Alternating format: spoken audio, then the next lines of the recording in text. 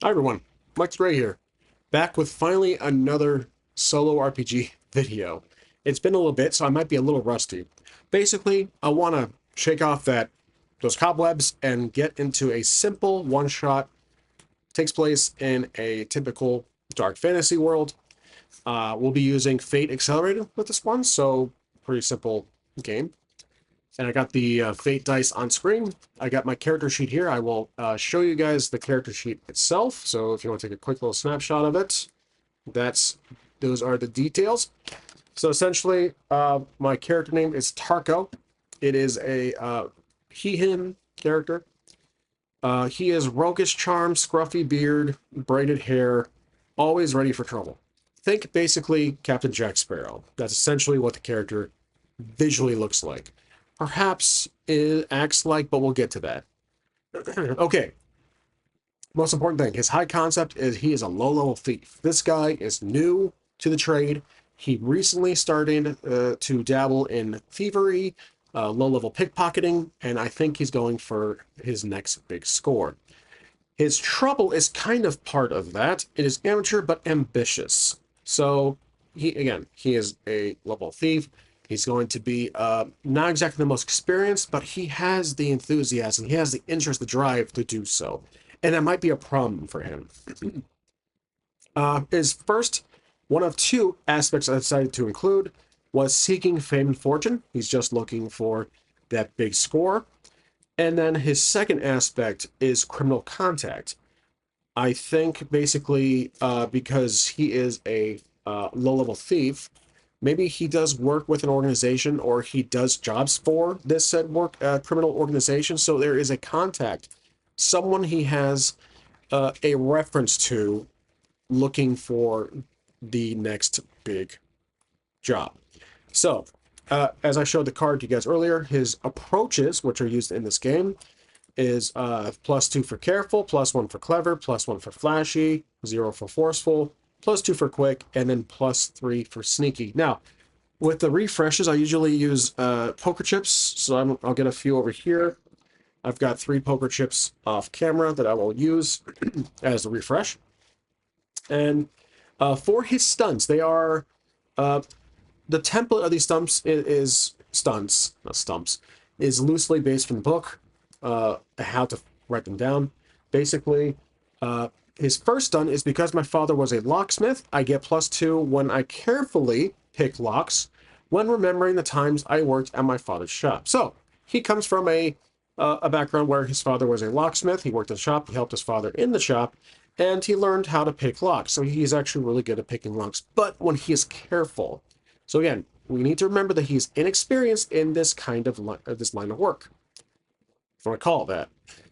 His second stunt is I have my grandfather's lucky dagger. When in immediate danger, I get +2 if I try to quickly fight my way out. So, first stunt is careful related. Second one is quick related.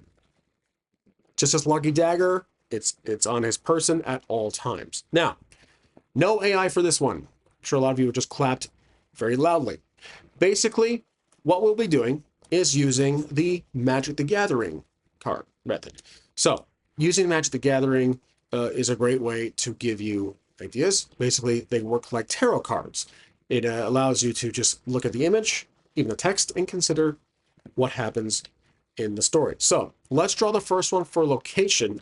I will draw one. Let's see. And I actually got a few more cards lately, so hopefully that helps with variety. The first location will be this. So he's in the plains. Our character Tarko is in the plains. All right, that's the general area where he's going to be walking, I'm assuming. Now I'll put that card right here off camera, just so I remember where we are. And as he is traversing this landscape of fairly simple path, we're going to draw a instant card. So let me just dig in here and see which card to draw. Okay, looks like we drew a card that, and I have to remember these cards. I got to think of my character. He's a low-level thief. So how can I tie into these cards that he's a low-level thief? This is the next card I drew, the Chainer's Edit. eating. And so there is a guy, looks like he's almost battling someone, some winged warrior. Okay. Let's shake these cobwebs off. Like I said, I'm very rusty. Basically, Tarko is... This could be Tarko's situation. I think this is what problem he's having. Tarko could be the actual... Maybe he's the guy that's standing, or he's the one who's fallen over. He's fighting this other side individual. So we could say maybe Tarko is just in a fight. He got into some trouble. Okay. Well, he's struggling with something. As vague as we can be, we can say that he's struggling to do the, let's say struggling with this next card. So basically, I'm going to keep this card here and say he is struggling with something. And let's say he is struggling with this. Not necessarily a vampire, but he's struggling with this individual here. Someone who's aggressive and is looking to either steal from him, or he is struggling to steal from this person. So maybe he's following someone to steal from a wagon. Just keeping it simple. So this guy right here is probably some high-profile individual or a merchant of sorts, but this said individual is traveling through the plains. And our character, Tarko, who's a level thief, is trying to steal from this said individual. So this guy right here has a large merchant wagon that he is pulling with a donkey or a horse or something. Now keep that card right there. But he's struggling to do so. Now, is Tarko currently trying to rob this individual, or he's in the process of approaching him? Like, is Tarko tailing this individual? Let's roll the dice. So basically, 0 is a maybe, +1 and 2 is a yes, -1 and 2 is a no. Or I should say, plus is a yes, 0 is a maybe, and negative is a no. Is he currently, excuse me, still have that lingering cough. Is he currently struggling with him? Maybe. Okay. So he is about to approach. Okay. Well, that can be a roll. So basically, let's see what options we have here. As he approaches, he's looking to break into that wagon to try and steal something. Well, do any of our aspects help here? One of our stunts could help with the careful lockpick, but the wagon is moving. It's bouncing around. It's in motion. So he might not have time to be careful with it. There's really no time to be careful, so that stunt might not apply. The dagger stunt doesn't need to be necessary just yet. We're not really in any confrontation because we rolled that mediocre roll, which was a maybe. Now, low-level thief, high concept. We have to keep that in mind. We could compel it to where he goes to the wrong door. He doesn't really bother to look around, analyze the area to see if there's anybody following or if there's any scouts in the distance. Keep an eye on this high-profile individual who most likely has scouts tailing him from a distance to keep an eye on the cargo. We can compel that thief, level thief. So, but let's say I think because I have the criminal contact aspect that Tarko was given a tip about this cargo that he is looking. And so basically, when Tarko goes to this criminal contact, he robs the said, he's a thief, so he steals the said content, and he has to give a cut to the organization that he works for, that he's contracted to do jobs for. Okay, simple as that. Tarko works for an organization, Acme LLC, whatever, and he gives a portion of the stealings, like 30% or whatever, to the said company.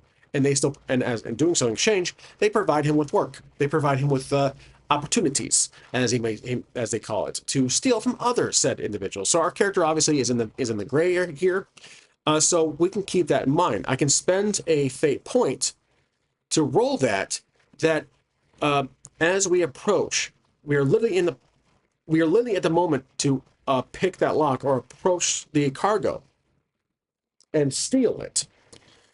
I'll keep in mind, so that criminal contact gives us a tip that watch out for scouts. Okay? So, which approach we do here? I think he's going to be sneaky, which is his best skill. It's +3. So we're going to spend a fate point here. Okay? And that's a +2 for that. And then we also have the sneaky, which is +3. So we have +5. I'm going to give him +2 off that criminal contact, then a +5. So let's put the difficulty at +4 and roll for it. So we have a +5 together.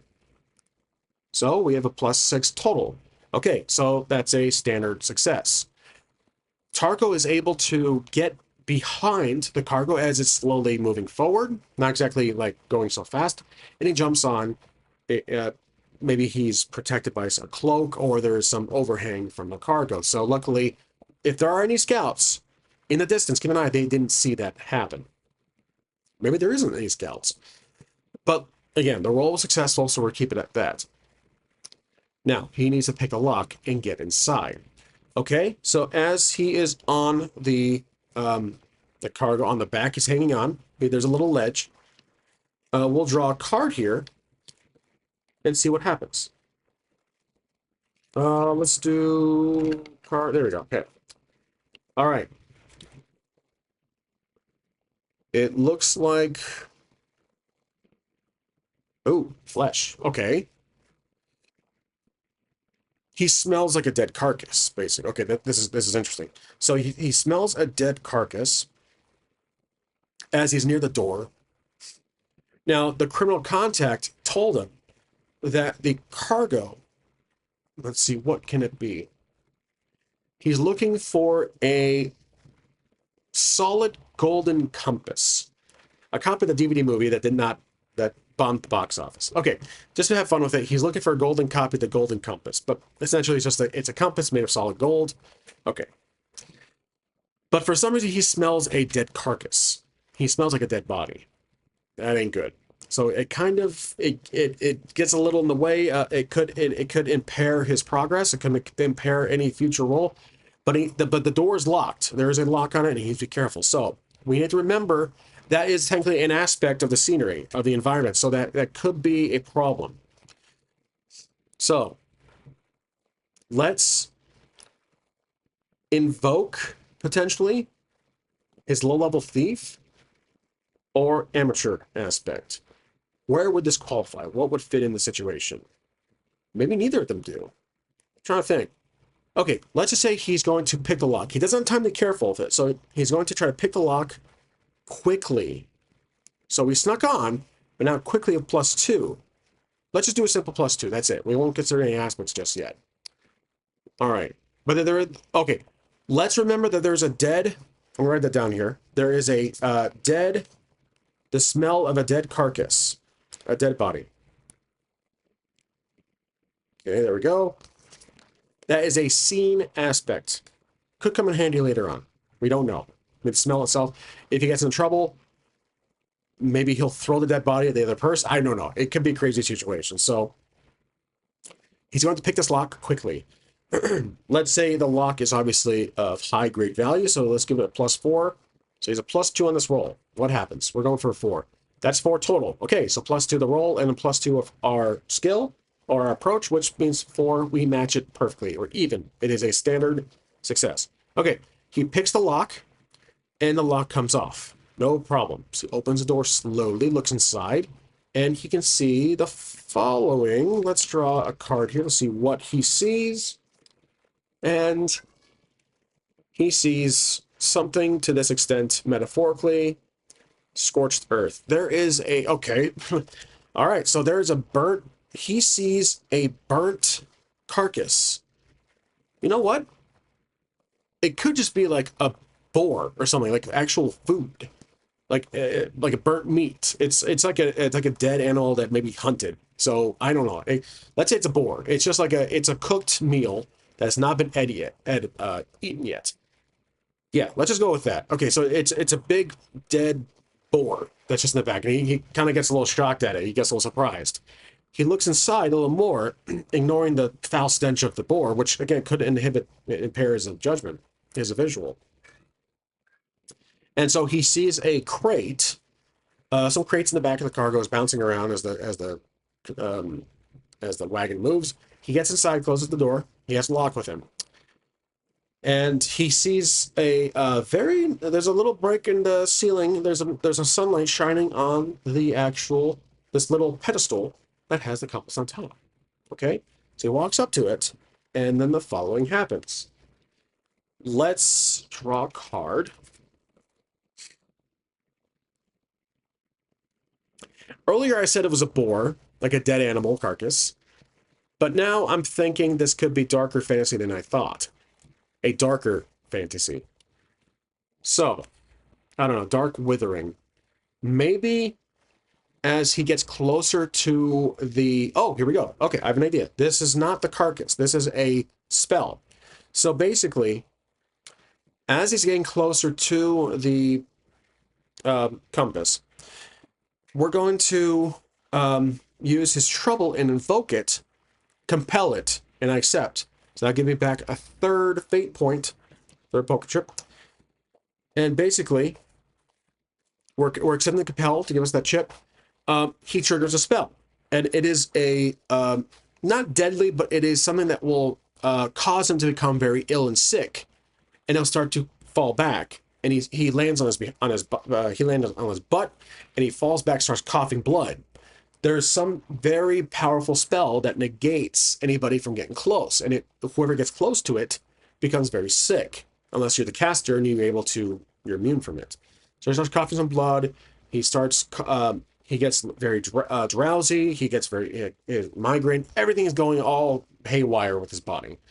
He is just ill. But again, he was stepping up to it slowly. He didn't like jump in and grab it and go. He is in the immediate area, so he's back. Now, I'm going to give him a stress point for this, because that is definitely something that would cause some physical damage. Now, I don't think the criminal contact knew about this, his insider. I don't think they knew about this spell. So, as he falls back, let's draw a card to see what happens. Okay, I've drawn that card before on this channel, so it's pretty common.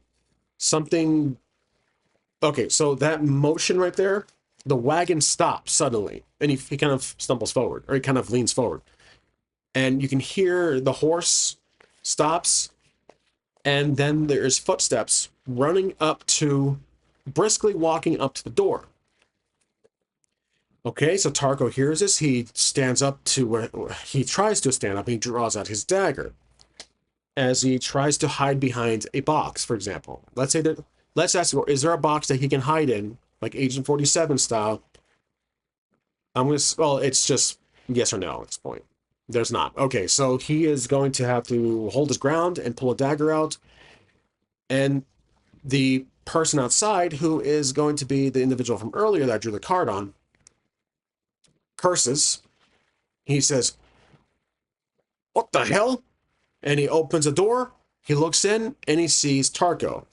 Tarko is going to try and kick him or like push him out because he can't get the compass. It's protected with a spell. So he's going to jump out and tackle the individual, the person who was riding the wagon. So this will be a quick move. He's not going to use his dagger. He doesn't want to kill this guy. So this will be quick. I think because the individual was unsuspecting, well, maybe this is the caster of the spell or someone else, but basically this person's transporting and they somehow found out, or the spell was triggered and he found out. So he might have assumed that there's someone back here. He's seen there's someone back there, and maybe Tarko caught him off surprise. So let's say +2 on the difficulty. We're using our sneaky plus, or our quick +2 also. Let's see what we get. +2 we need to beat. Oh, shoot. 0. Okay, so. Yeah, 0. So Tarko attempts to tackle or jump at him, but the individual, this guy right here,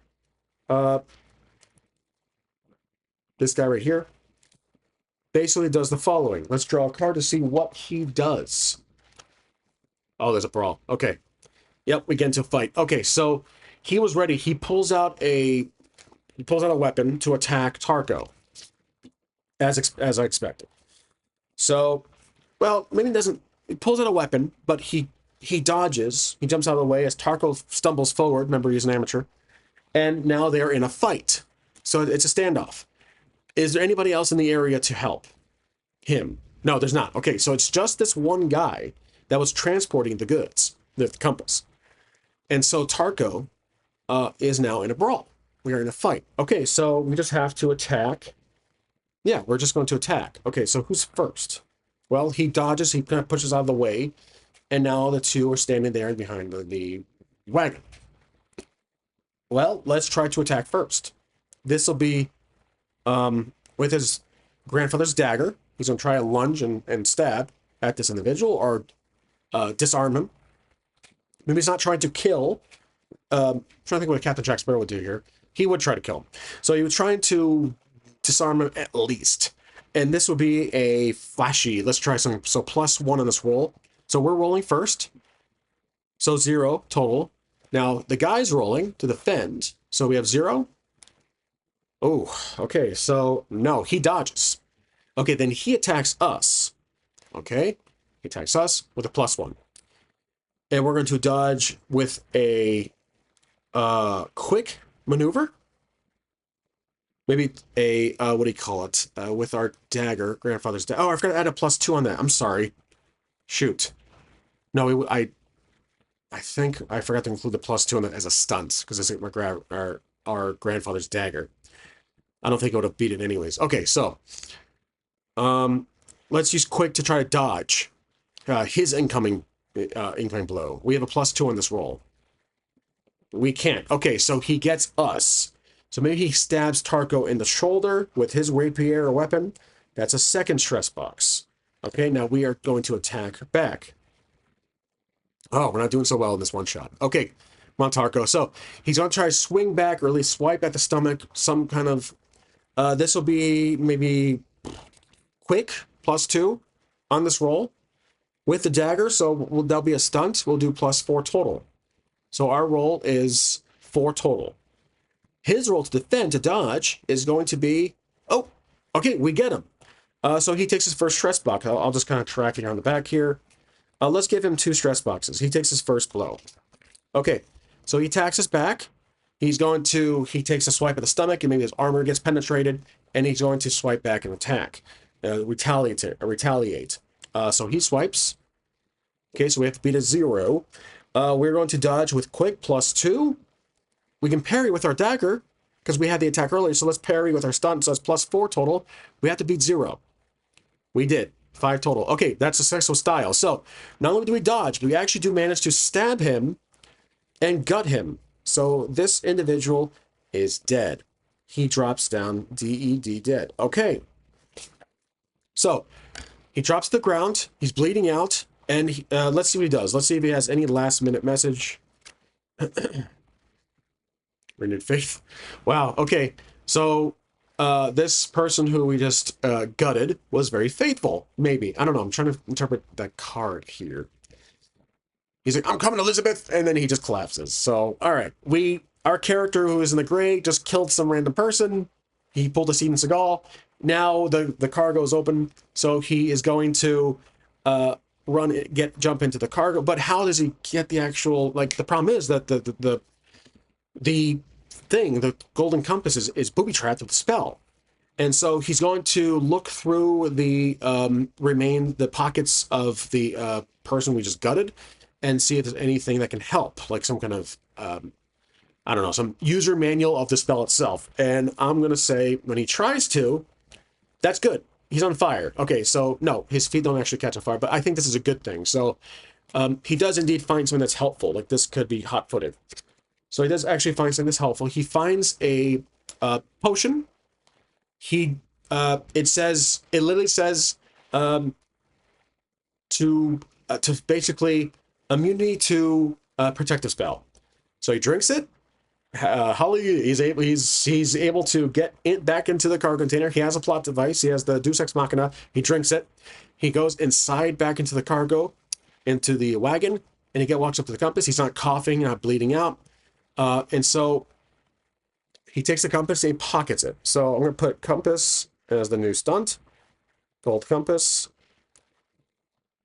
and he officially has the item.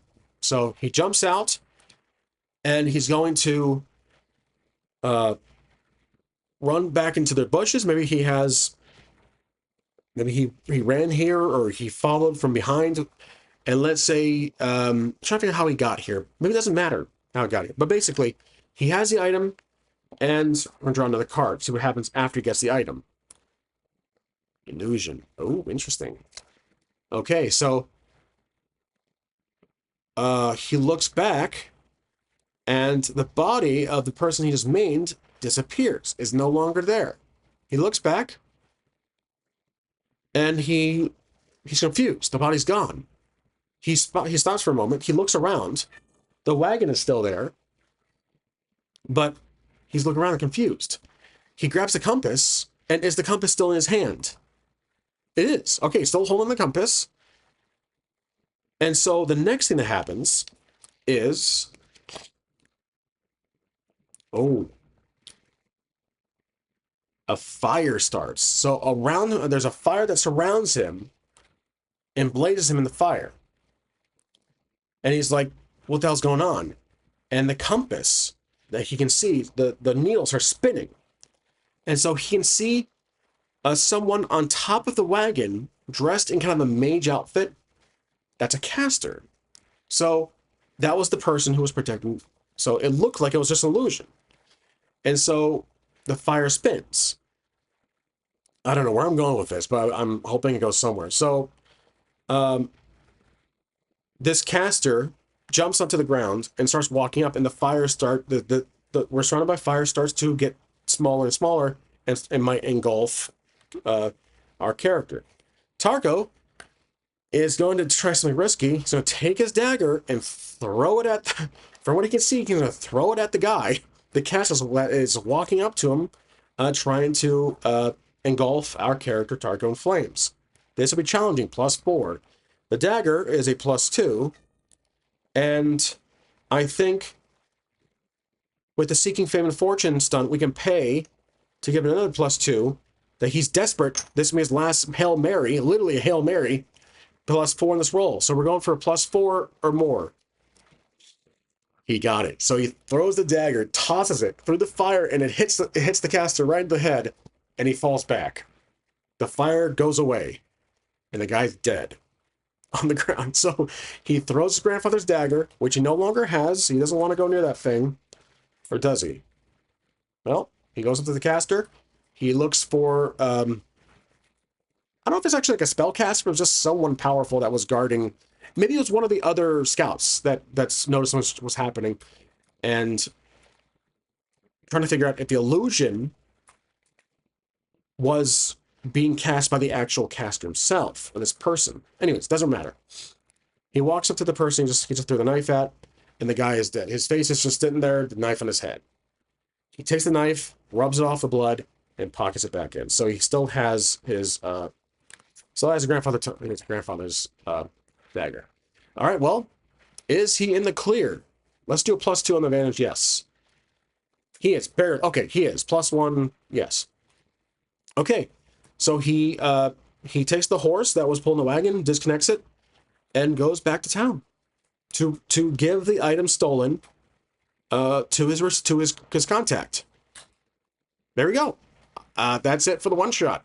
Our character Targo dealt with some challenges, almost died, had 2 stress boxes with a cinematic ending, I hope, where he just tries to basically he throws a knife and kills this random caster in there. So there you go. That was using Magic the Gathering cards. Again, just purely experimental. Let me know what you guys think. I think the next one we'll use AI just for fun. But otherwise, I want to try both methods in these videos. So that's it. Hope you guys enjoyed, and I'll see you next time. Thanks for watching.